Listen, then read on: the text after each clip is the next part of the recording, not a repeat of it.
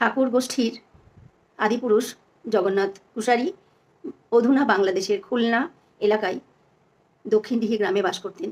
তিনি পিরালি ব্রাহ্মণ কন্যাকে বিবাহ করার জন্য সমাজচ্যুত হয়েছিলেন। সমাজে তাকে পতিত বলে ঘোষণা করেছিল।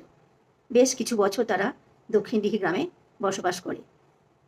তারপরে কয়েক প্রজন্ম পরে পঞ্চানন ও সুখদেব নৌকোযোগে কলকাতায় চলে এসে গোবিন্দপুর গ্রামে হরিজন পল্লী দরিদ্র এলাকা, সেখানে তারা বসবাস শুরু করে।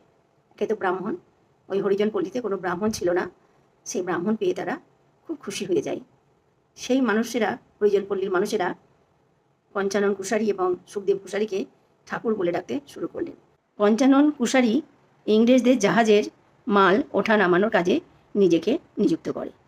তার পুত্র জয়রাম ইংরেজদের অধীনে আমিনগিরি করে 2 পয়সা রোজগার করেন। জয়রামের 4 পুত্র ছিল। নীলমণি তাদের মধ্যে একজন। এই নীলমণি কুশারি বা ঠাকুর জোড়াসাঁকো ঠাকুর বাড়ি প্রতিষ্ঠা করেন।